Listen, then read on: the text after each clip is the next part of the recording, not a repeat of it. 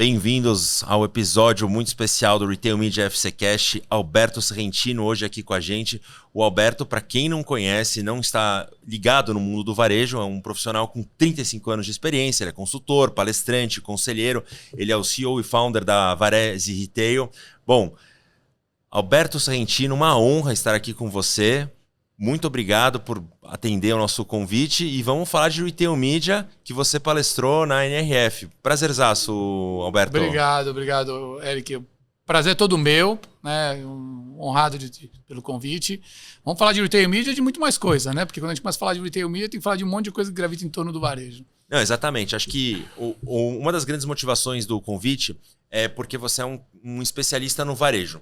Então, às vezes, a gente tem que dar um passo para trás e ter uma visão mais ampla. Então, você tem essa visão ampla do varejo, né? A gente conhece a tua reputação no mercado e você foi um desses profissionais do varejo que logo entendeu o Retail Media e logo abraçou e, enfim, você foi o palestrante brasileiro do Retail Media na NRF, né? Isso.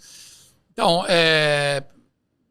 para contextualizar, né? A gente precisa primeiro entender o processo de transformação pelo qual o varejo está passando já há um bom tempo. Isso vem na esteira da digitalização, que teve como primeira onda o e-commerce desafiando muito o varejo, mas que isso foi transformando essa agenda e impactando muito o varejo, obrigando o varejo a repensar muito daquilo que são suas práticas, modelos de negócio, mas principalmente a forma de se relacionar com seus clientes.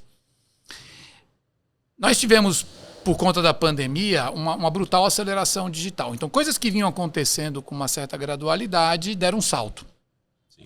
Esse salto, para muitas coisas, foi um acelerador importante, né? Se mudou de estágio naquilo que o varejo vinha perseguindo. Para algumas coisas, deixou alguns rastros de ineficiência. Muitas coisas foram feitas meio no barbante, muito sem fazer conta, muitas coisas foram feitas e não são sustentáveis, muitas já foram revistas, mas foi importante porque a pandemia provocou um salto na maturidade digital dos clientes que obrigou o varejo a um salto na sua própria aceleração digital e na sua maturidade digital.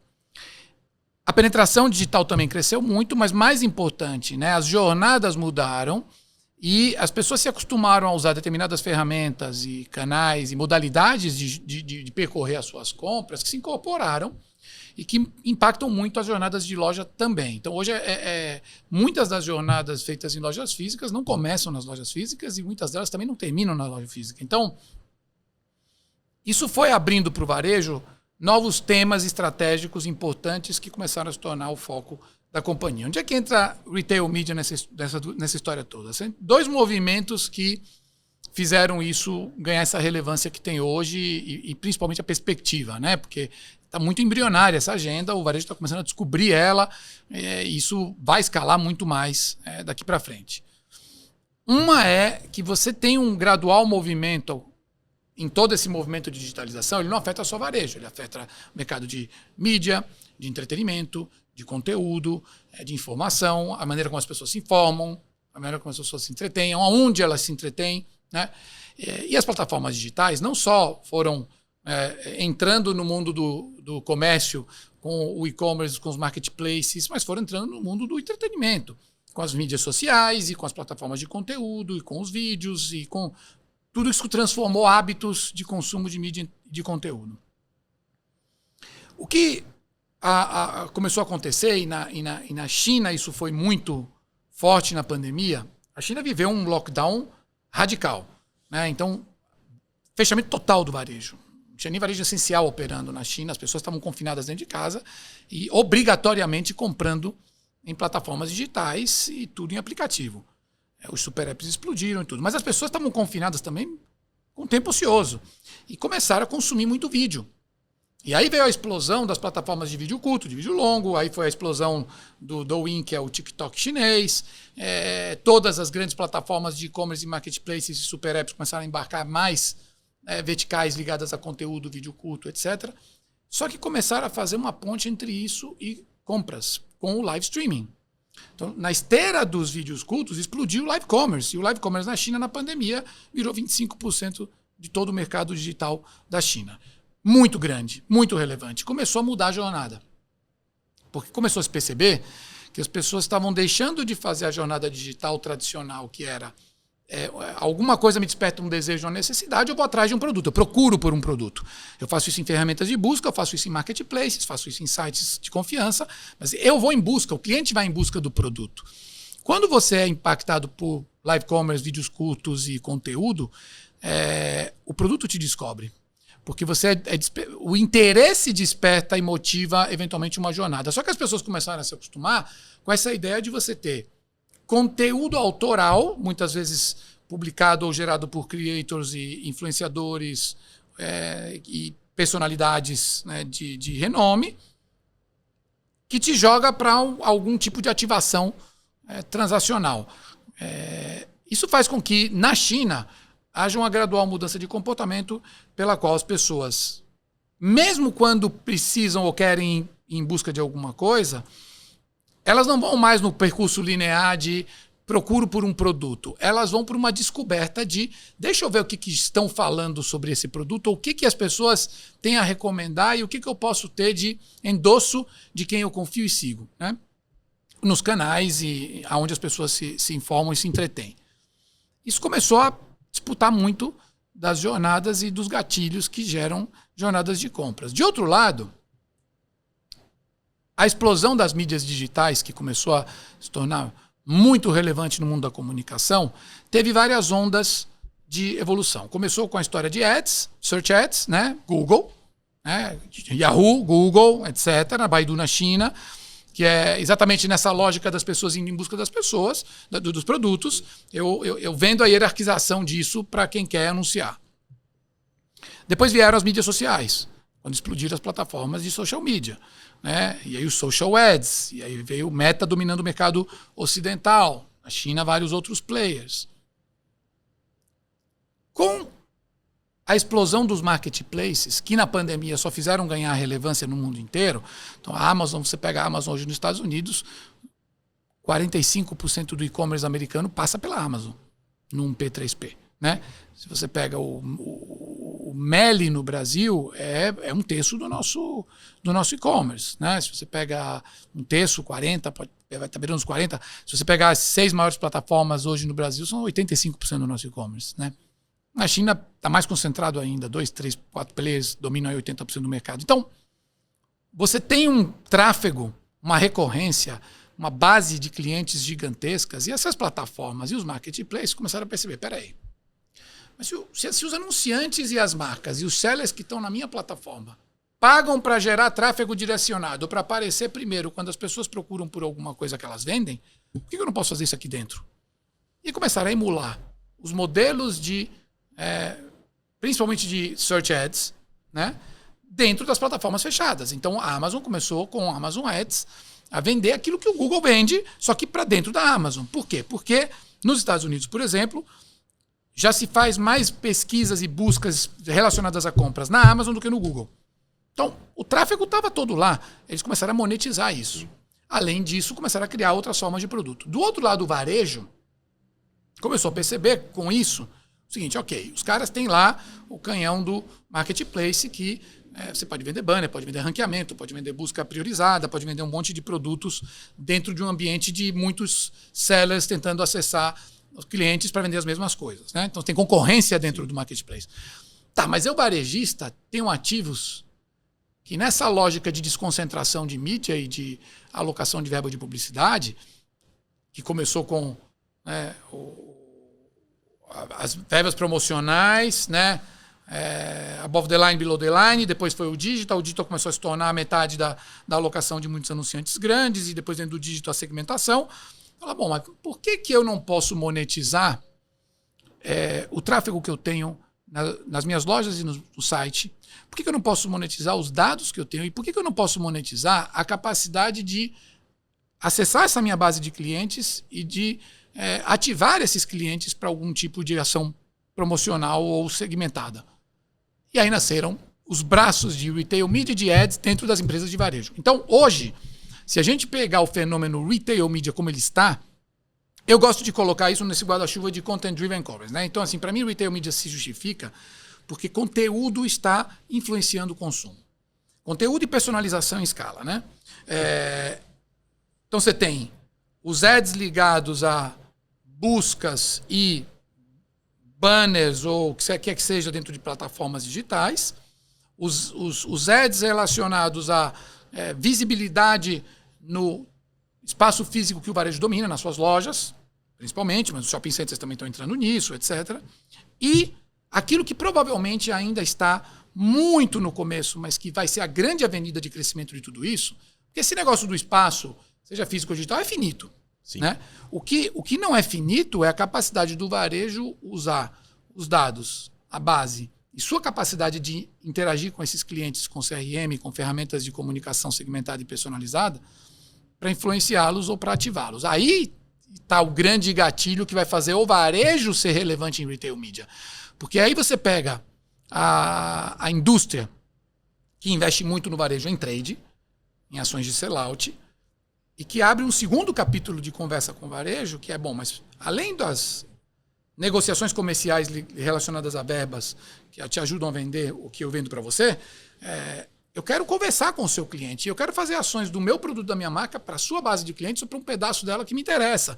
E eu começo a ter indicadores, porque a diferença disso é que tanto quanto a mídia digital trabalha muito a lógica do last click. Né? Então, assim, minha métrica fundamental é que eu pus o cara lá dentro e ele comprou. Ou ele passou por aqui e comprou. Né? Então, eu te coloquei o cliente no funil e o cliente comprou.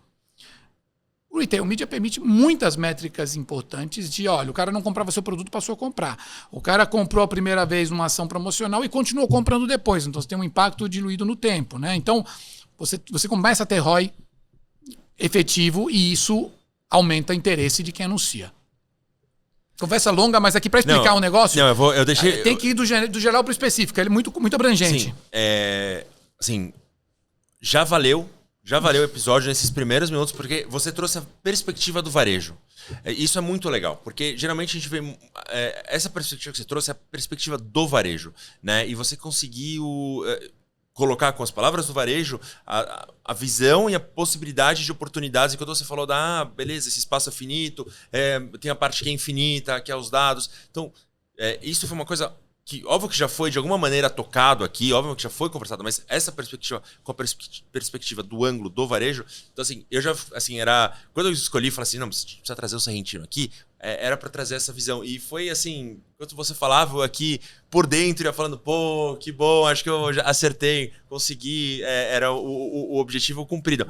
E assim, Alberto, essa perspectiva do varejo, queria até continuar com você e ir mais a fundo nela. Você acha que...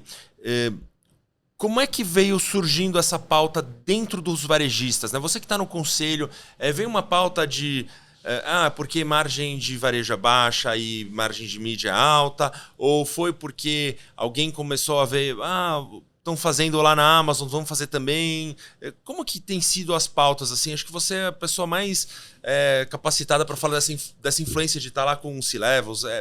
Como que foi vindo essa pauta? É um pouco de tudo, né? Mas a gente precisa também segmentar como é que a agenda de retail media pode andar em diferentes perfis de empresas de varejo. Então, ela não é igual para todos e não é potencialmente tão grande para todos. Então, primeiro, as plataformas, ou seja, os marketplaces, têm isso como extensão natural do seu negócio. É que nem um negócio de logística, né?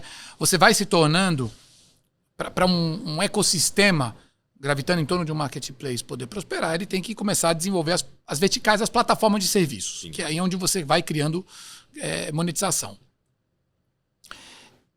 Então a Amazon, obviamente, pioneira nisso, mas na China também começaram a fazer isso, o Meli começou a olhar para isso, né? O Meli foi numa trajetória muito parecida. O Meli, por exemplo, ele foi muito mais rápido e assertivo do que a Amazon no braço financeiro, na fintech. Mercado pago, um negócio muito importante para o Meli. A Amazon demorou muito para entrar nisso. Sim. E entrou tarde demais.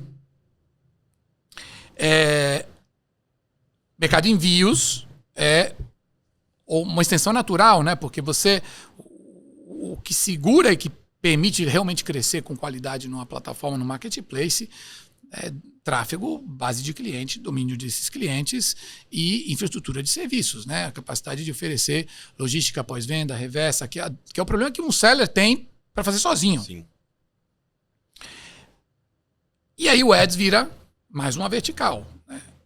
A Amazon começou a crescer muito rápido. Esse negócio cresceu exponencialmente, a tal ponto dele se tornar um dos 2 principais geradores de lucro da Amazon junto com a AWS. Né? Então, na verdade, aquilo que deu origem à Amazon não é aquilo que sustenta a Amazon hoje. É aquilo que dá massa crítica e demanda as coisas que depois são vendidas para terceiros. Então, foi uma ruptura enorme esse negócio da Amazon, né? Porque tudo aquilo que as pessoas achavam que era um ativo estratégico que tem que ser blindado e protegido com uma tecnologia proprietária, eles falaram, não, mas eu vou fazer com que os outros financiem a minha tecnologia. E ainda vou ganhar dinheiro com isso.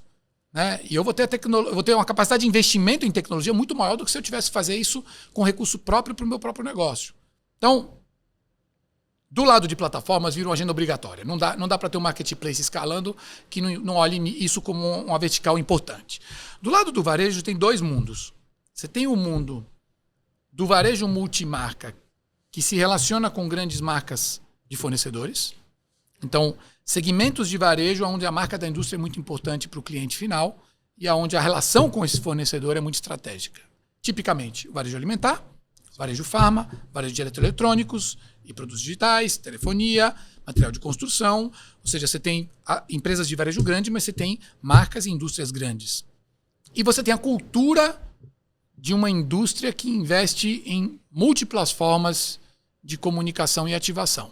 Né? Investe em mídia institucional, investe em branding, construção de marca, investe em mídia relacionada a produto e a lançamento de produtos e a divulgação de produtos, investe em trade marketing e tudo que é alavanca promocional de sellout, de ativação, né? Investe em marketing de conteúdo, investe em marketing de experiência, investe em várias modalidades, investe em marketing digital.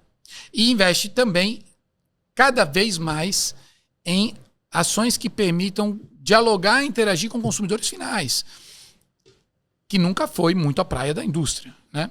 A indústria sempre teve um foco em shopper marketing, né? Ou seja, eu preciso entender o que ajuda o cara a decidir na loja. E, obviamente, toda a inovação de produto precisa conhecer hábitos e demandas, mas a indústria não se comunicava, mas com as plataformas digitais e mídias sociais, tudo isso se comunica, os canais diretos cada vez mais relevantes. Então, se o varejo está nesse grupo, o negócio pode ser muito interessante. Obviamente, quanto maior o varejo, maior o potencial.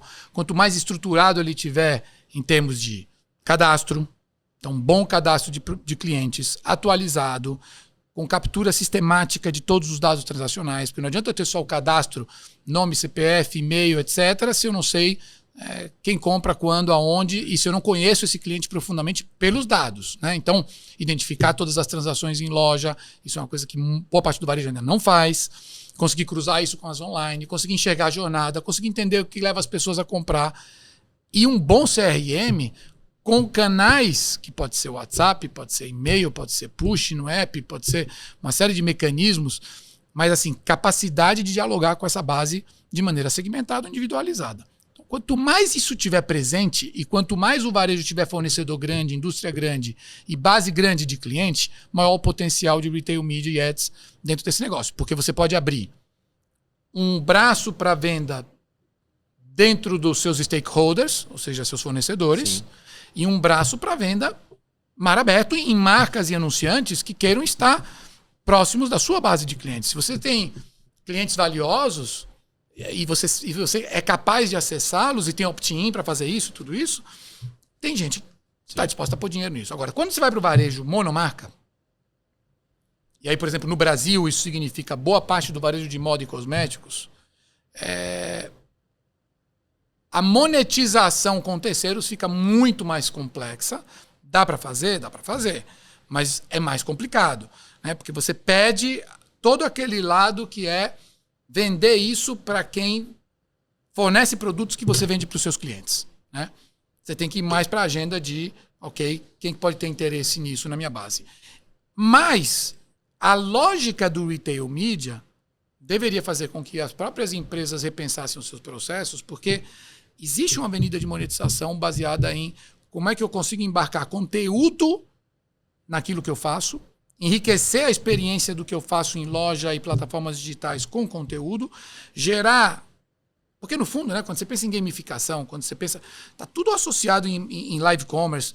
é conteúdo mesclado com compra, né? É entretenimento mesclado com compra. Então, se você consegue criar essas alavancas, você captura mais valor dos clientes. Sim. E a monetização não vai vir porque um terceiro te dá recurso incremental no seu negócio, mas vai vir porque você extrai mais valor dos seus clientes. Você está engajado, está ligado com ele. Aumenta o LTV. Sim, sim. Uma coisa que você estava falando aqui da importância, né, do como essa pauta foi ganhando importância nos marketplaces, né, de como é fundamental, de como isso, enfim, diria, não foi exatamente a palavra que você usou, mas ele nossa, fugiu a palavra agora. Mas é inevitável. É inevitável. E aí, nessa questão, assim, como que você está vendo os players brasileiros, assim, nessa movimentação, né? Que a gente tem dos maiores. Como é que você está vendo eles? O que eles estão... Não precisa ser específico, né? Mas de maneira geral do Brasil. Tem várias empresas já atacando isso e incorporando isso na agenda e dedicando tempo, recursos e pessoas para fazer isso andar. A própria indústria é uma estimuladora e fomentadora, porque no fundo ela vai gerar o funding para esse negócio, né? E ela que vai permitir a monetização. Então a indústria está estimulando e ajudando também o varejo muito nessa agenda, porque é nova para todo mundo. Então, mesmo do ponto de vista organizacional, tem muita dúvida de onde é que isso tem que ficar pendurado. Quem que tem que ser o dono dessa agenda dentro da empresa? Tanto para a indústria como para o varejo. Há muitas dúvidas, há muitos dilemas, há muitos trade-offs aí. No varejo isso tem que estar mais próximo do comercial ou do marketing? Na indústria isso tem que estar mais com vendas ou com mídia e marketing? Com time de comunicação? Aonde eu ponho esse negócio e quem pilota esse negócio? Mas de fato... Oi. Não, esse é até eu já emendo a pergunta, assim, do teu take sobre isso, porque do teu insight sobre isso, porque esse é um tema que ele sempre volta. É inevitável que ele volte aqui, ele sempre volta à questão organizacional. Pela pouca experiência que nós temos, porque esse tema é novo e ainda vai mudar muito até amadurecer, né?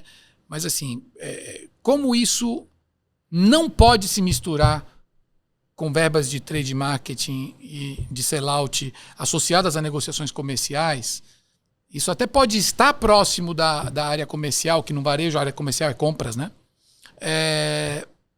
Mas isso tem que ter uma gestão dedicada e tem que ter um diálogo e uma negociação separada daquilo que são as negociações comerciais rotineiras com a indústria. Porque senão você começa a misturar dinheiros que saem de lugares diferentes.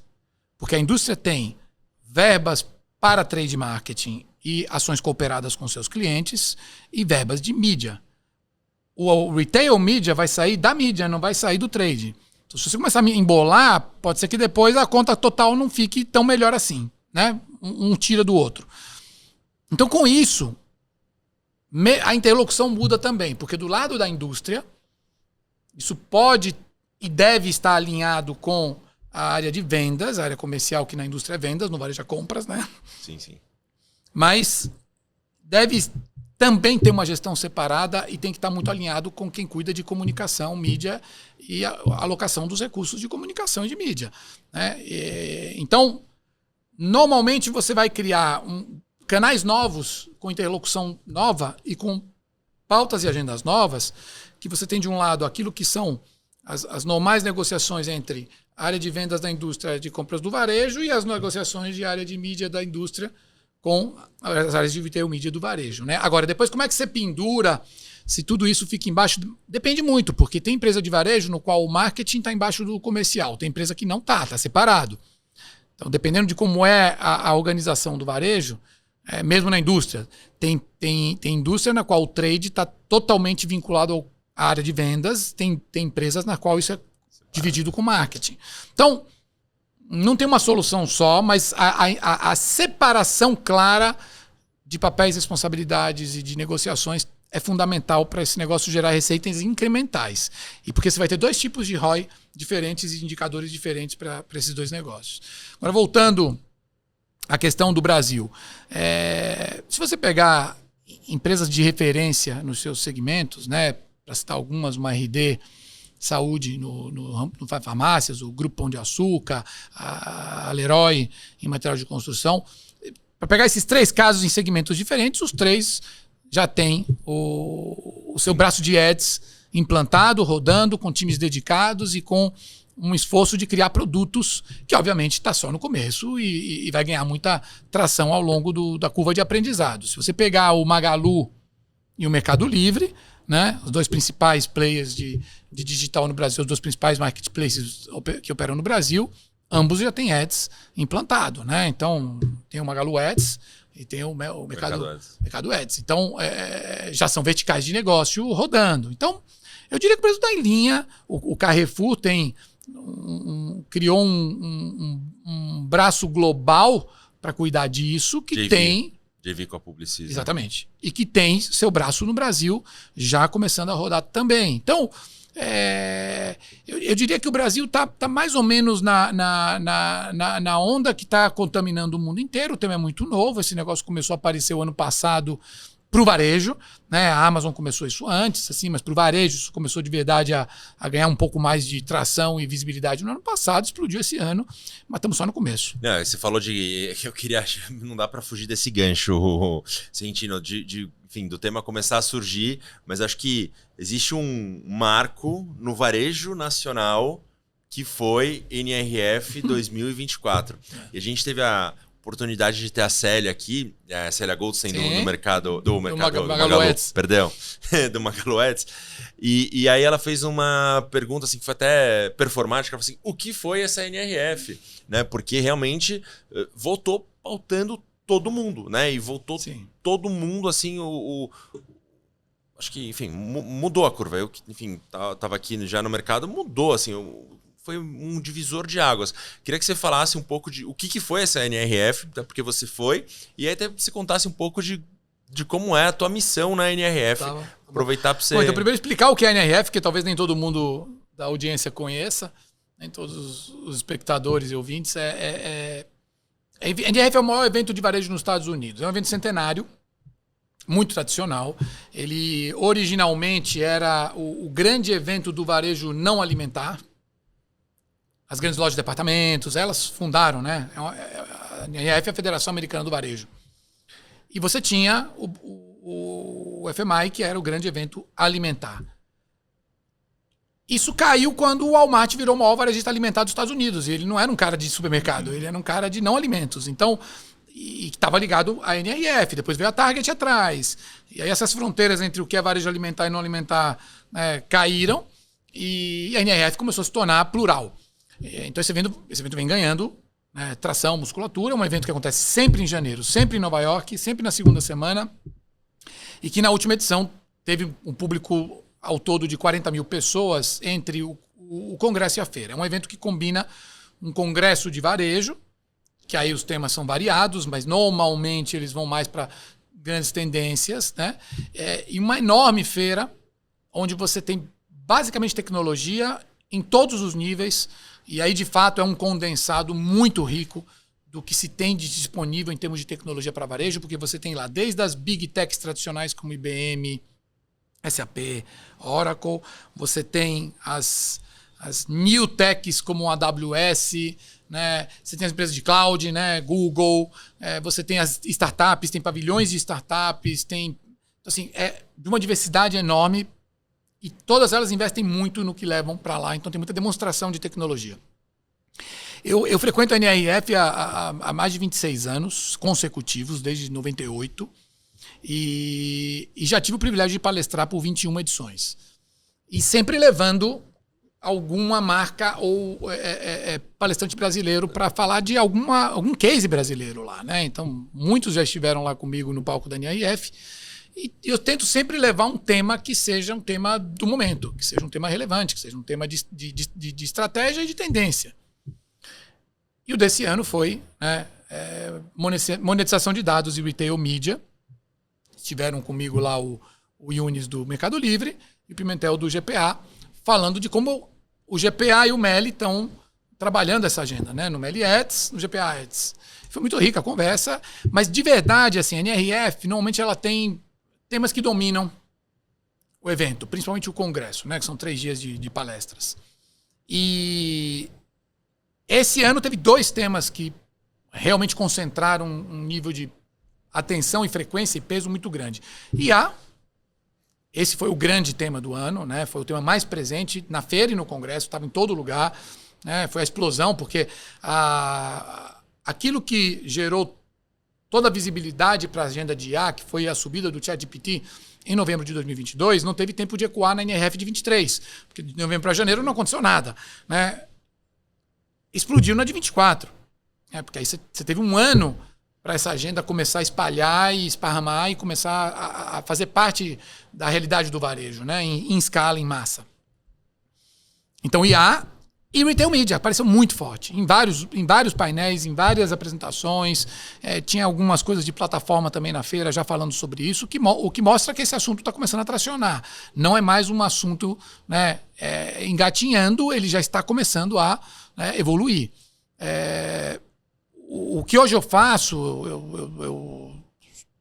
além da Varese, tenho uma empresa em sociedade com o Eduardo Tec, chama BTR Varese, que a gente fundou mais ou menos na mesma época, um pouco depois da Varese, para fazer curadoria de conteúdo e para fazer programas internacionais. E dentre eles, nosso maior empreitado é sempre a NRF. A gente desbravou também o Vale do Silício, desbravamos a China desde 2017, o Vale do Silício desde 2016, já fizemos Seattle, já fizemos Israel, onde tem ambientes e ecossistemas de inovação e de transformação que possam inspirar líderes brasileiros na sua própria agenda, né? E aí você leva os líderes... A gente leva os CEOs, leva executivos, organizamos agendas, visitas, imersões, a gente tenta conectar tudo isso e aterrissar para a realidade brasileira. E na NRF a gente leva grupos grandes, a gente tem levado 250 pessoas, numa agenda que, obviamente, é levá-los para o evento, mas mais do que isso, né? A gente complementa isso com um seminário proprietário no Harvard Club de um dia inteiro com conteúdo nosso de terceiros, visitas técnicas, reuniões onde as pessoas se encontram e podem trocar e interagir também. Vai ter network. E isso acaba sendo uma experiência e uma imersão rica porque reúne muitas coisas, né? Você tem uma atualização em varejo, você tem um banho de tendências, você tem uma feira muito rica, você tem a cidade de Nova York que sempre tem 40, 50 lojas novas a cada ano que vale a pena sempre visitar uma boa parte delas, né? E você tem um networking de muitos brasileiros. Nós levamos 250, mas esse ano o Brasil beirou aí as 2.000 pessoas. É a maior delegação internacional da NRF já há algum tempo. Assim como o SGSW, né? O brasileiro é bem...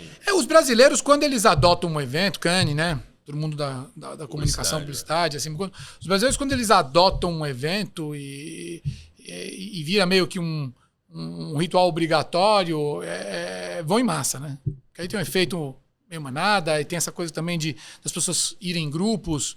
Acho que isso é uma coisa muito brasileira. A gente não vê muito isso nesses grandes eventos, não. Não se vê muita delegação de outros países, não. As pessoas vão mais dispersas, espalhadas, os brasileiros não, né? Vão muito nessa agenda de...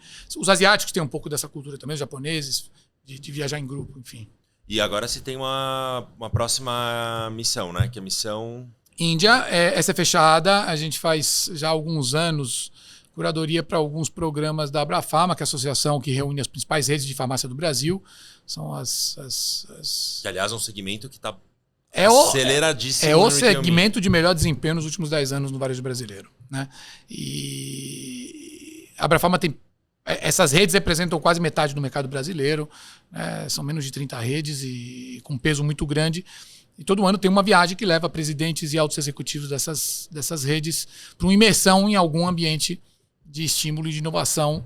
Esse ano vai ser a Índia, que é um país que está passando por um processo de transformação muito interessante e dinâmico, porque a Índia sempre foi um país de muito peso de tecnologia, mas muito na lógica de ser um país bilíngue em inglês, com boa escolaridade, boa formação, desde matemática até engenharia e tecnologia. Então sempre foi um país, e muito populoso, então sempre foi a fábrica de software do mundo, né? Sim. A Índia ficou muito grande e relevante com isso, né? Mão de obra, fábrica de software, terceirização para empresas ocidentais.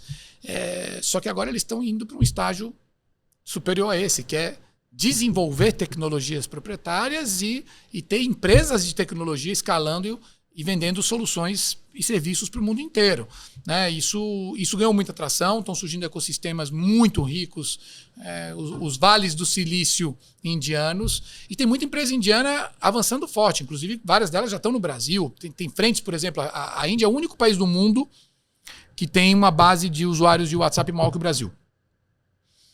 O que é razoável pela população, né? Mas eles têm esse mesmo engajamento. O Brasil tem mais engajamento com o WhatsApp, mais tempo na plataforma e mais uso, mas são muito parecidos, né? Virou uma ferramenta muito disseminada. Então, conversational commerce, que é a tecnologia que transforma o WhatsApp num canal de venda com muita automação, é algo que a Lindia está liderando no mundo. Porque como o WhatsApp é pouco relevante nos Estados Unidos, por exemplo, né, e na China as plataformas são outras, né? Então, dentro do WhatsApp, a Índia virou o maior hub de inovação e de plataformas e soluções e aplicações para conversational commerce via WhatsApp. E é um tema quentíssimo no Brasil, né? Super quentíssimo. Na pandemia, né, o WhatsApp virou canal de vendas. Sim. Eu sou um dos fundadores e sou conselheiro e vice-presidente da SBVC, Sociedade Brasileira de Varejo e Consumo. Há 10 anos nós publicamos o ranking das 300 maiores empresas do varejo brasileiro, que eu coordeno pessoalmente. E um dos indicadores que a gente está levantando é que, desde a pandemia, né, que percentual das empresas dessas 300 maiores transacionam via WhatsApp. Né? Quase metade da base é amostral, tá? Nem todas responderam essa pergunta, mas assim, quase metade dos que a gente perguntou, que sobe para 2/3 quando você tira os supermercados. Então, hoje o WhatsApp funciona desde a maneira mais rudimentar e informal possível, que é um telefone no balcão da loja com o vendedor, conversando com o cliente, e o cliente mandando mensagem para o vendedor, até plataformas que fazem isso com automação, né, com bots inteligentes, com inteligência artificial, e que hoje conseguem atender uma jornada inteira até a conclusão, praticamente sem intervenção humana, em muitos casos de forma híbrida. E tem um baita potencial, né? Porque você já começa a ter o canal de comunicação, você já tem um aceite, você pode, enfim, voltar... Aí o cliente acostumou. A verdade é essa, assim, na pandemia... E gosta. Então, eu adoro também. Na pandemia, quando você teve uma situação sem precedentes, né? Que é todo o varejo não essencial com as lojas muitas vezes fechadas ou muito limitadas, os clientes em casa confinados e limitando muito as visitas a lojas, mesmo as que eram permitidas. Mesmo no varejo alimentar, né, a frequência despencou, porque as pessoas começaram a ir menos e comprar mais. Abastecer, né? Então o WhatsApp virou uma ferramenta muito fácil e rápida. Então você lembra lá quando a Bahia lançou o Me Chama no Zap, né, porque os vendedores estavam parados, estavam ociosos, precisando trabalhar, eles tinham cadastro, eles tinham a base, eles tinham o crédito, eles tinham o CRM, eles tinham o opt-in dos clientes, eles começaram a distribuir essa carteira para os seus vendedores ativá-los, né? A C&A fez a mesma coisa e começou a colocar células de WhatsApp dentro das lojas para ativar os clientes, né? E aí foi. E as padarias de bairro fizeram a mesma coisa, e as farmácias fizeram a mesma coisa, e de repente o cliente começou a se acostumar que é muito fácil, é muito prático. Se eu sei o que eu quero, se eu tenho uma demanda muito específica, assertiva, e que eu só quero resolver do jeito mais fácil possível e rápido, o WhatsApp é matador. Ou pré-venda. Porque aí, obviamente, o varejo foi aprendendo a usar o WhatsApp, né? Então, os vendedores começaram a surgir ferramentas e plataformas que conectam CRM, cadastro, equipe e clientes e orquestrar as réguas, porque senão virar uma bagunça também, né? Então, com que frequência, em que canais, de que maneira, com que linguagem você faz o ativo. E depois você tem o receptivo, que as pessoas estão descobrindo que, de repente, você consulta um vendedor de loja, você tem esse produto? Tem no meu tamanho? Tá, me manda uma foto, tal, separa para mim, vou passar na loja, etc. Isso funciona muito bem. Ou o Ship from Store. O vendedor faz a interação via WhatsApp, né, e depois o produto é entregue na casa do cliente. Isso desde o comércio de bairro até as redes que fazem isso de maneira estruturada. Então, esses são os legados bons da pandemia, né? A gente falou do retail media quase como uma consequência dela, mas a verdade é que essa aceleração digital mostrou para o varejo, inclusive, que tecnologia é core no seu negócio. Então, assim, mudou o status, mudou a perspectiva, mudou a relevância estratégica com a qual o varejo trata hoje tecnologia. Eu vou pegar essa questão de tecnologia, né, e você participando em conselhos aqui de varejistas. Como que você vê a adoção e maturidade de tecnologia no Brasil? A gente, enfim, é bem criativo, mas eu queria a sua perspectiva, assim, de você, enfim, vendo lá. Você acha que a gente adota rápido, a gente chega numa maturidade rápida? E como que é a perspectiva de adoção, de compras, integração, né, de time, de mão de obra, enfim, queria a tua visão assim, desse olhar ali de cima nessa questão de tecnologia. Então, culturalmente, sim. assim como o consumidor brasileiro é muito permeável e receptivo a inovações, né? Tanto é que você vê que as adoções em massa no Brasil são muito rápidas quando uma coisa pega, né? Foi assim com mídias sociais, foi assim com WhatsApp, foi assim com telefonia celular, né? Quando as coisas ficam acessíveis para a massa, o Brasil pula dentro, assim. O brasileiro não é conservador. E a cultura das empresas também não é. Então, essa predisposição a adotar, abraçar, incorporar, tem dois grandes problemas que se tornam duas grandes dores do varejo no processo de tornar a tecnologia algo mais estratégico e relevante para a competitividade do seu negócio. Um é que, historicamente, isso não foi tratado como core. Sempre foi tratado como algo acessório, secundário do negócio, né? Então, se você pegar o varejista raiz, aquele que fundou empresas, e muitos deles ainda estão sentados nas cadeiras de comando, esses caras vieram normalmente ou de compras ou de operações. Então, era um cara de venda de loja de cliente ou era um cara comercial de compra de negociação. Esses são as competências-chave para prosperar no varejo. Sempre foram. Então, a energia e a atenção das empresas sempre teve muito voltada para essas duas coisas, né? Compre tudo que está relacionado ao produto, o que depois começou, por exemplo, a trazer agendas novas. Logística e supply chain não eram estratégicos, passaram a ser. Né? O varejo foi crescendo, foi ganhando complexidade, escala. E aí você começou a mudar os modelos operacionais, em lojas também. Mas tecnologia sempre foi um silo dentro do varejo. A área de TI,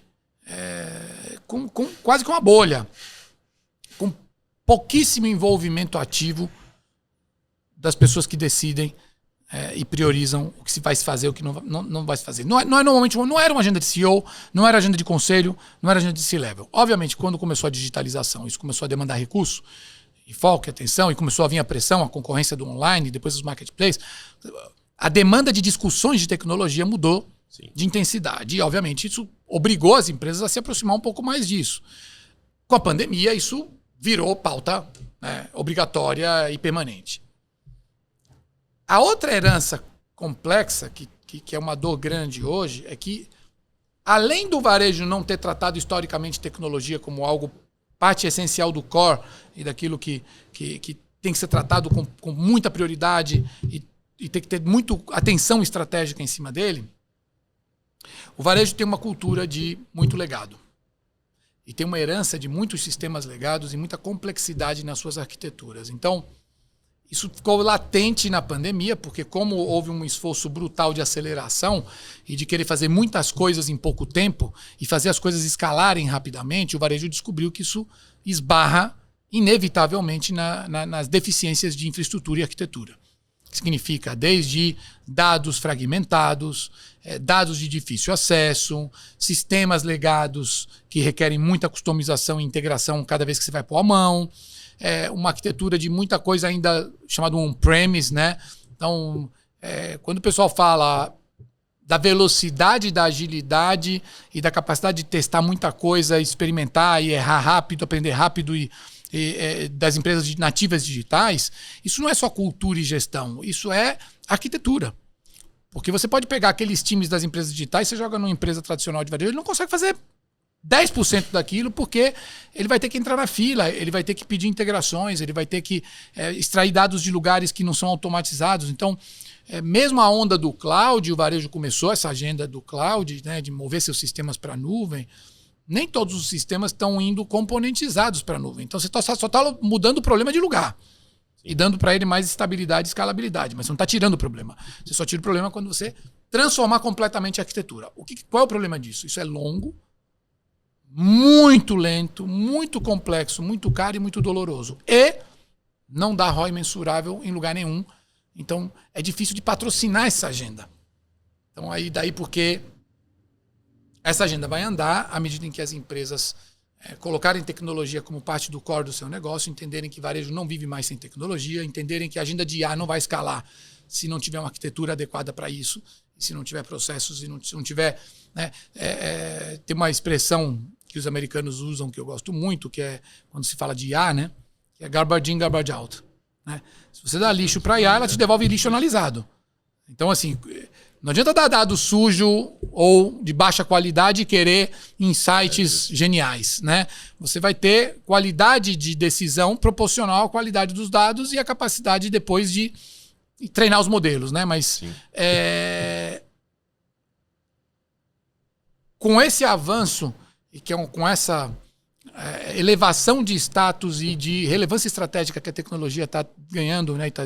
Nas empresas de varejo, isso passou a ser uma agenda de CEO, passou a ser uma agenda de conselho, passou a se discutir estrategicamente prioridades, alocação de recursos, indicadores, impacto e principalmente como balancear aquilo que moderniza a arquitetura que suporta e sustenta o core do negócio e aquilo que vai gerar novas avenidas e transformação, inclusive o retail media, que é uma delas, que também pressupõe, né, dados e tecnologia para poder escalar. Uma lição de casa, ter feito a lição de casa, ter deixado tudo estruturado. Eu faço duas analogias com isso, né? Do ponto de vista cultural, é muito parecido com o que nós vivemos com RH.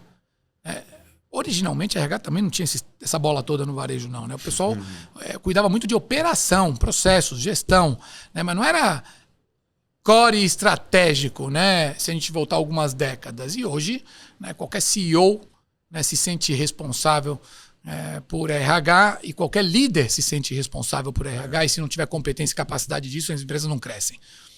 Do ponto de vista estrutural, é meio como a história de trocar o encanamento, né? Ninguém gosta de trocar um encanamento numa obra ou de quebrar parede e de trocar canos. Dá trabalho, faz sujeira, gera transtorno. Ninguém vai enxergar aquilo em lugar nenhum, né? E você não vai ficar mais feliz por aquilo, né? Você vai deixar de ter dores de cabeça, mas você não vai ficar mais feliz por causa daquilo, né? Todo mundo quer fazer o quê? A decoração, o acabamento, né?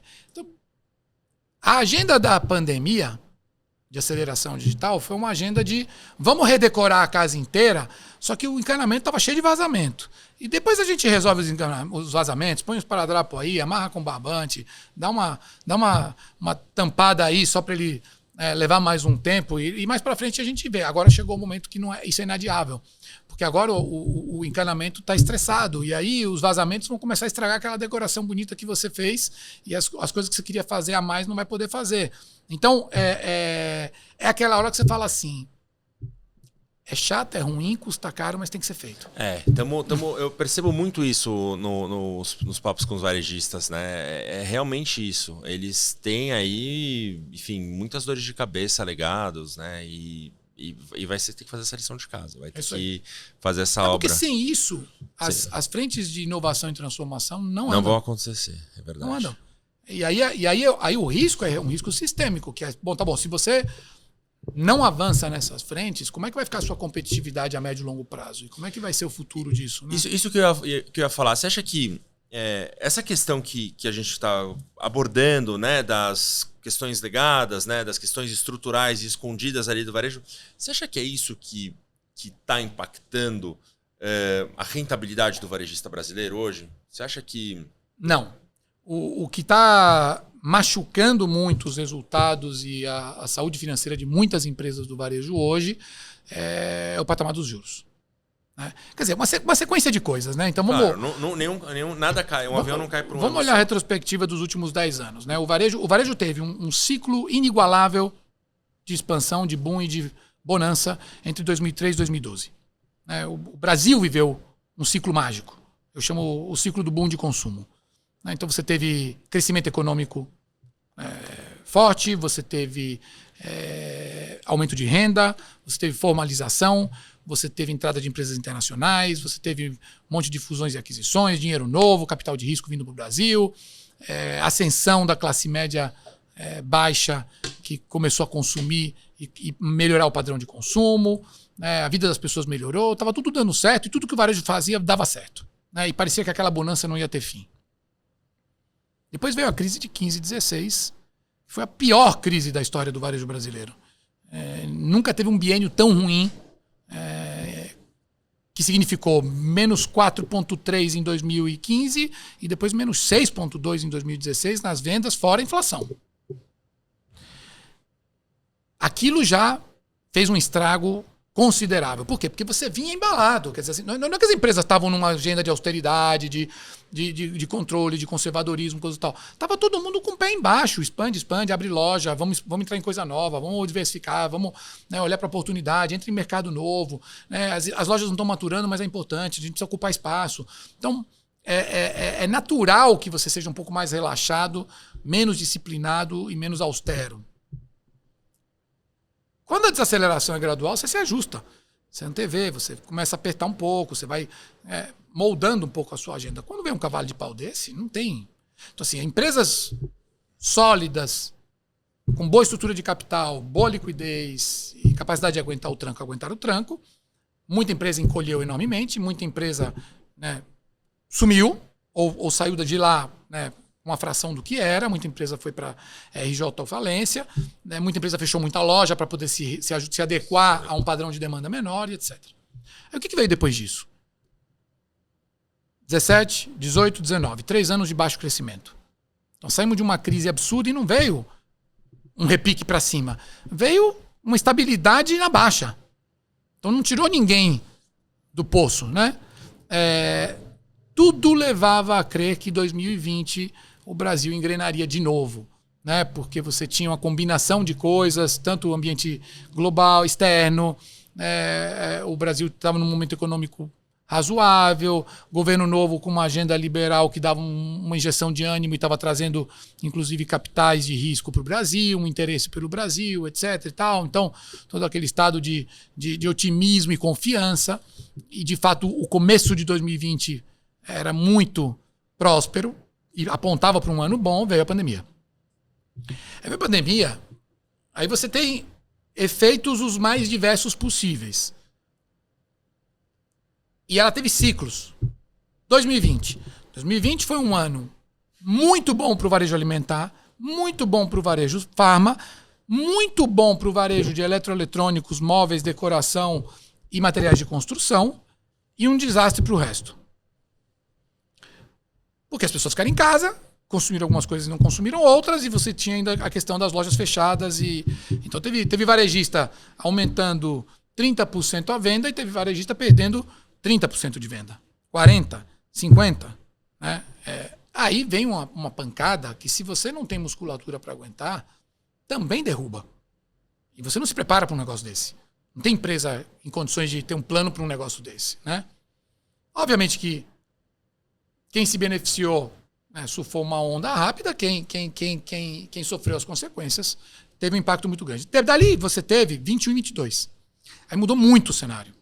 Porque 21 e 22 você teve a reabertura das lojas, a volta dos clientes para as lojas e a ressaca daquelas categorias que explodiram em 2020. Por quê? Porque as pessoas saíram de casa, então a casa deixou de ser a prioridade e tinham gastado muito na casa para decorar, para equipar, para ampliar, para reformar. Então falaram, bom, agora eu vou gastar em outras coisas, né? Agora eu vou gastar naquilo que eu não gastei e vou gastar nos serviços que eu não consumi. Viagem, né? Então turismo, entretenimento, lazer, alimentação fora do lar. Então mesmo os supermercados que tiveram um ano excepcional em 20, com 20% de aumento de venda, devolveram essa venda em 21, porque as pessoas voltaram para os restaurantes. Não era uma explosão de consumo de alimento, era só uma mudança de destino. Você deixei de ir para o restaurante, estou comendo mais em casa, compro mais no supermercado. Então bagunçou muito. E aí o que aconteceu? Na pandemia e no pós-pandemia, você teve o Brasil batendo o menor nível dos juros da nossa história. Né? Chegamos no Selic a 2%. E teve uma injeção de liquidez no mundo, que era o antídoto da pandemia. Para as empresas não morrerem e as pessoas também não colapsarem, a gente tem que dar dinheiro para as empresas e para as famílias. Então foram distribuições massivas de recursos e muito crédito subsidiado, abundante. E o que isso fez? Tanto o ciclo no qual os juros vinham caindo, como esse ciclo de liquidez, fez as empresas se endividarem e se alavancarem. Algumas fizeram isso de maneira preventiva. É melhor ter caixa para aguentar a pandemia, que eu não sei quanto tempo isso vai durar e como é que isso vai afetar meu negócio. Outras fizeram isso por senso de oportunidade. O dinheiro está barato. Vou pegar o dinheiro e meu resultado é melhor do que o custo do banco, eu vou ganhar em cima disso. Né? Só que a subida dos juros não foi um negócio lento e gradual, foi uma estiringada. E na hora que você sai de 2 para 15, você quebra todo mundo, porque o peso das despesas financeiras se tornou insustentável para muitas empresas de varejo e pesadíssimo para a grande maioria de todas das empresas de varejo. Ainda mais num país como o nosso, onde a gente, crediário é... Os juros têm vários efeitos perversos. Vários efeitos perversos para o varejo. O primeiro é que ele sufoca a demanda, é o que você falou. Assim, o Brasil consome praticamente tudo a crédito.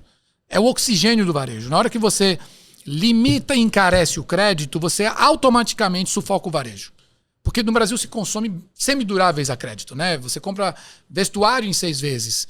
Você compra até alimento parcelado no Brasil, que é uma loucura, mas existe esse mecanismo, né? Então, sufoca a demanda, o que afeta o varejo na ponta.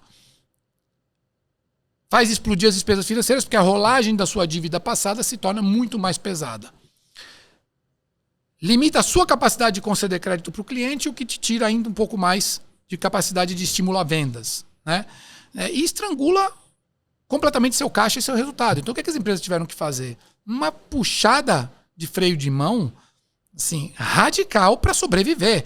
Então, a agenda passou a ser uma agenda de sobrevivência, que é, trava tudo, segura o investimento, protege o caixa, renegocia para a expansão ou limita a expansão, segura a despesa, controla, etc. Obviamente, empresas que pegaram essa empinada de juros, uma estrutura de capital redonda, equilibrada, pouca alavancagem, uma despesa financeira controlada, liquidez e caixa, surfaram e navegaram de braçada.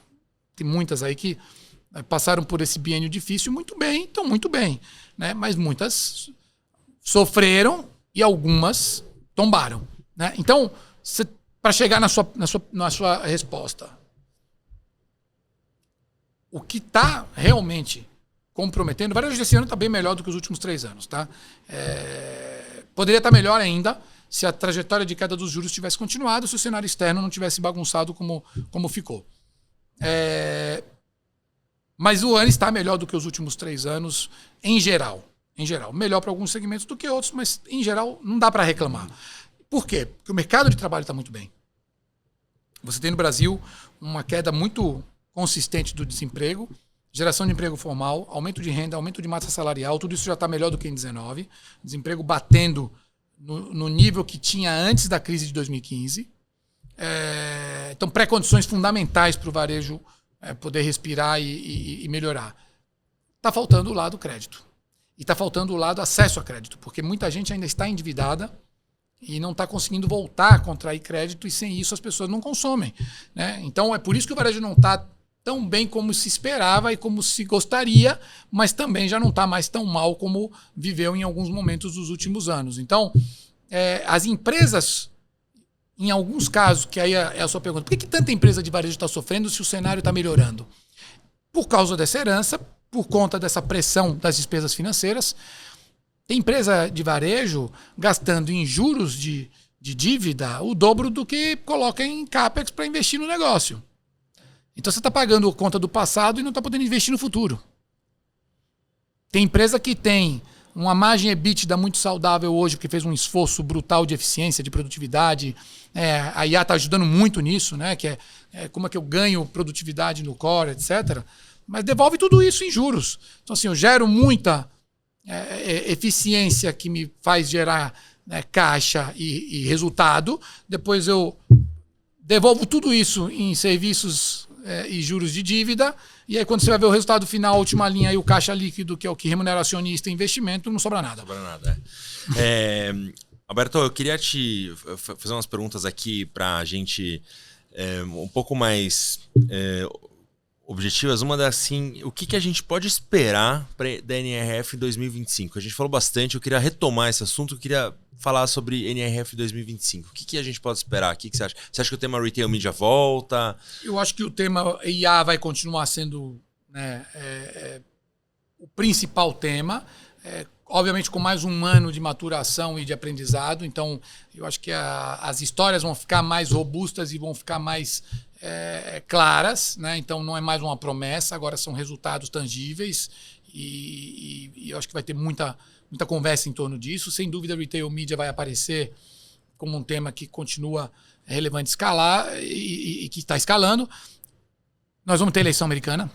Então a NRF vai acontecer pouco depois da definição da eleição americana, com um novo governo em vias de assumir. Então isso, obviamente, nos anos nos quais os Estados Unidos têm a eleição, um pedaço grande da NRF é dedicado a cenários do que esperar do novo governo, né? E aí a coisa pode ser muito diferente dependendo de quem ganhar a eleição e do que for a agenda de entrada desse novo governo. De qualquer jeito, você vai ter mudança de governo, porque o presidente não vai ser o mesmo que tá aí. Então, eles certamente vão dedicar vários painéis e temas a discutir cenário econômico, agenda econômica do governo, impacto disso para o varejo e o que esperar, né, principalmente no mercado americano, que acaba influenciando o mercado do mundo inteiro. E questões globais, né? Porque... E aí você tem a outra questão, que são temas que estão acompanhando a NRF, porque eles...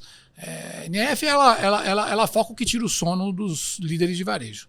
Então, instabilidade global tira sono, né? Quando você tem duas guerras não resolvidas e que podem piorar e afetam muita coisa, afetam custo de energia, afetam fluxo logístico, afetam mercados importantes que consomem e que são muitas vezes mercados de algumas empresas globais, e cria uma instabilidade global e uma tensão que é péssima para os negócios, né? Então isso certamente vai estar em pauta, assim como as questões ambientais, porque a agenda, o aquecimento global e os desastres ambientais também geram estresse para o varejo e também obrigam o varejo a uma agenda de eficiência e de sustentabilidade ativa, né? Então, acho que... Mas eu colocaria assim, os temas quentes, né? Aqueles que mobilizam e que normalmente despertam muito interesse. Eu acho que IA vai continuar sendo muito dominante nessa história e o Retail Media certamente vai estar entre os temas-chave. Aproveitando uma dos quadros que a gente faz aqui, que é o do cartão amarelo e o cartão vermelho. É basicamente a mesma regra do futebol. Sim. A gente puxa um cartão amarelo para alguém que não está fazendo alguma coisa muito legal, para ficar esperto. E se alguém já fez uma coisa que... Não alguém, mas alguma... Não precisa ser, não é fulanizado, não é personalizado. Enfim, não precisa ser uma pessoa. E o vermelho, que isso aí não pode ter no mercado. Então a gente foca muito nessa questão. Eu vou deixar aberto para você com a questão do varejo. Pode ser mais focado em retail media ou não. Mas eu queria que você puxasse os seus cartões. O cartão amarelo primeiro, né, e depois o cartão vermelho. Então, bom, falando de retail media, eu diria que o cartão amarelo é muito cuidado para não misturar ads e retail media com trade, VPC e negociações comerciais. Tá? Então, agendas separadas têm que ser tratadas separadamente. O cartão vermelho é tentar encampar uma agenda de retail media e fazer esse negócio crescer sem as pré-condições necessárias para fazer isso com qualidade, né? E de maneira escalável e sustentável. O que significa você tem que ter real domínio dos ativos que geram impacto nos clientes, real domínio da sua base de clientes, pelos dados, pelos opt-in, e real capacidade de ativar e de medir o impacto dessas ativações junto à sua base de clientes. Se você não tem essas coisas, e obviamente plataforma, tecnologia, porque também não dá para escalar um negócio de retail media no braço. Tem que ter tecnologia que faz a orquestração de tudo isso. Então, se você não tem essas pré-condições, não tem como ter sucesso nesse negócio. Eu acho que isso já deu um baita corte. Eu acho que foi cirúrgico. Esse é um dos baita cortes. Eu queria, caminhando para o final, eu queria que você trouxesse um pouco... assim, daria para a gente ficar horas aqui. Tá? Daria falar de varejo não tem fim. Não dá. Aí a gente depois vai escurecendo, aí a gente troca aqui a água por uma cerveja, por um drink, aí vai ficar... Bom, enfim, mas como a gente tem que terminar, eu vou não queria deixar algumas coisas passarem aqui. Uma delas, assim, você, enfim, tá na Falabella, né, como conselheiro, você tem, enfim, outras... tá vendo bastante coisa. Eu queria que você trouxesse algumas coisas que você acha bacana, assim, que você tem visto nesse cenário, que você fala, poxa, isso é bacana, quero trazer para as pessoas aqui que estão acompanhando, para, enfim, que seja de inspiração, que eu acho que vale a pena compartilhar coisas boas e sendo bem feitas nesse segmento. Eu acho que o que mais me gera hoje otimismo e confiança, né, nas agendas do varejo é ver o quanto nós ainda temos de valor para gerar e capturar com um uso mais estruturado e inteligente de tecnologia, com o uso mais estratégico dos dados e com uma aplicação disciplinada e sistematizada de inteligência artificial nos processos core do negócio. O que está mudando na agenda das empresas é que aquele ciclo de aceleração digital muito voltado para fora, que era vender mais em canais digitais, ter mais alternativas de compra para o cliente, diversificar as formas de ativar e de interagir com esses clientes, dar mais liberdade dele comprar como quiser, misturar os canais, a omnicanalidade, etc. Esse foco está mudando muito rápido. E está voltando muito mais para dentro, que é uma agenda de otimização, que é uma agenda de mexer ponteiros de coisas que têm altíssimo impacto na competitividade e na lucratividade do negócio de varejo. Ou seja, todos os processos relacionados ao produto, né? Então, desde planejamento de demanda, planejamento de compra, gestão de estoques, gestão de abastecimento, gestão de reposição, todo o supply chain, né? A adequação de sortimento e estoques à realidade de cada loja em cada momento e modelos preditivos que consigam ajustar esse estoque para o que vem pela frente e não para o que passou. Uma real experiência, que se chama experiência omni, sem atrito nenhum, sem fronteiras, sem barreiras, onde a jornada do cliente caminha como ele quiser, mas o varejo enxerga ele como único o tempo inteiro e entende os gatilhos que fazem a conversão, né? E a personalização em escala, porque no relacionamento com o cliente, o salto de qualidade vai ser a automação. E ela virá pela IA aplicada a réguas de relacionamento, a diálogos no conversational, ao CRM, né, ao atendimento dos clientes e interação com eles. Nós vamos conseguir ter um nível de granularidade, de personalização e de qualidade e controle sobre isso, que é muito difícil você estimar os ganhos potenciais de longo prazo, né? Mas eu vejo assim, você falou numa passagem hoje, varejo é um negócio de margem baixa. O varejo é um negócio de margem baixa na média, no grande varejo massificado multimarca, naquilo que é margem gerada exclusivamente pela atividade comercial. Porém, o varejo está descobrindo novas formas de fazer essa margem subir e de capturar mais valor, né? Então, isso não é só recente. Se você pensar no Brasil, o crédito, o quanto foi uma alavanca fundamental para o varejo crescer, mas também gerar resultado, os serviços financeiros, seguros e massificados e serviços ligados a empréstimos e crédito. Você pega agora, né, o Retail Media é mais uma dessas. Você sai de um negócio de baixa margem mercantil para um negócio de alta margem, que são serviços. As farmácias virando hubs de saúde, começando a prestar serviços em várias frentes que serão relevantes para o futuro. Então, eu vejo uma agenda de varejo. Quando a gente fala da transformação do varejo, não é penetração digital, o quanto da venda do varejo vai ser online, offline, ou quanto o e-commerce vai pesar no negócio. É muito maior do que isso. E isso me dá um nível de otimismo que, claro, né, em processos de transformação estrutural e radical como nós estamos vivendo hoje, você vai ter vencedores e perdedores. Então, assim, com muita mudança, surge espaço para gente nova, surge espaço para alguns crescerem muito e acaba... Alguns ficam pelo caminho, é inevitável. Mas, sistemicamente, o momento é muito rico para um negócio de varejo. Alberto, a gente estava caminhando para o final e eu falei assim, nossa, faltou uma pergunta que eu acho que ela é uma coisa... É um tópico que a gente tem que falar. Tem um estudo da Bain que ele falou exatamente isso, que aquele gráfico que eles fazem do Beyond Trade, né? Que eles falam assim, bom, o varejo hoje, foi feito em 2022, eu acredito, ele tem, sei lá, tantos por cento de receita e tantos por cento de lucratividade e as duas atividades, as atividades trade, de compra e venda, e a atividade Beyond Trade, que é... Beyond Trade vai desde retail media, real estate, né, alocações de imóveis, serviços financeiros, os clouds, enfim, várias coisas. Eu falei, poxa, tenho que falar disso. E aí você veio e falou. Eu só quero complementar e falar do estudo da Bain, que acho que esse estudo é maravilhoso. Acho que... Não, mas é isso. E obviamente que as agendas são diferentes para diferentes perfis de empresas e as ambições também têm que ser diferentes, né? Se você pegar, por exemplo, o Magalu, é uma empresa que não é mais uma empresa de varejo. Ela deixou de ser uma empresa de varejo. Ela ainda tem um core de varejo muito forte, um core de varejo digital muito forte, mas é um ecossistema. É um ecossistema organizado em verticais de e-commerce e de serviços que criam sinergia entre si e que estão chegando agora no serviço de tecnologia com o Magalu Cloud, né? Então, mas isso não é uma agenda para todas as empresas de varejo. Né? Tem a ambição de virar um ecossistema, assim como marketplace não é para todas as empresas. Será para cada vez menos, porque vai ser um negócio grande que demanda muita escala e massa crítica. Porém, todas as empresas podem otimizar radicalmente o que estão fazendo na gestão de produto, de supply chain, de operações, de loja, na relação com o cliente. Todas as empresas podem melhorar muito a eficiência e diminuir muito as perdas e as ineficiências que são detratores de margem de resultado.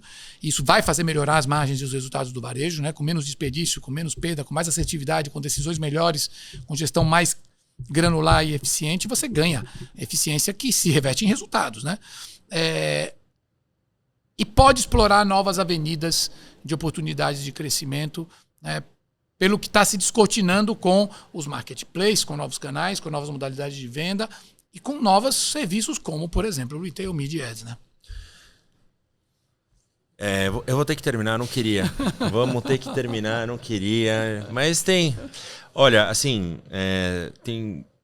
eu fico muito feliz, muito satisfeito de ter trazido uma visão com tanta experiência de varejo, de uma realidade, enfim, de um conhecimento, de uma bagagem. Eu acho que...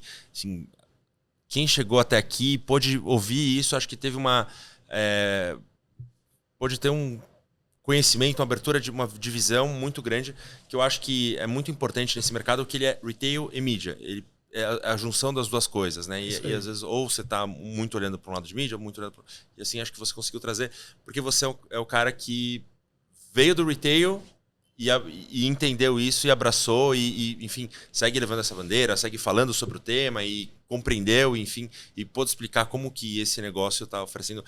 Enfim, quero agradecer bastante a tua presença aqui. Quero deixar portas abertas, enfim, espero que você tenha gostado. Muito boa a conversa, passou muito rápido, né? Esse tema é apaixonante, então a gente embala e se não tiver um corte, a gente não para. É verdade, Mas tem que ter um corte, tem que acabar. Mas enfim, Alberto, super obrigado, espero que você tenha gostado mesmo. Canais abertos, portas abertas, uma super honra pra gente ter você aqui. Enfim, cara como você, super querido, super benquisto no mercado. Enfim, eu saio daqui extremamente satisfeito, adorei. Enfim, pessoal, sigam e aproveitem, recomendem essa conversa, porque certamente tenho certeza que vocês gostaram e muitas coisas valiosas, não uma, várias coisas valiosas saíram desse papo. Obrigado, Eric, obrigado a todos que nos prestigiaram e que tiraram proveito disso. Um grande abraço.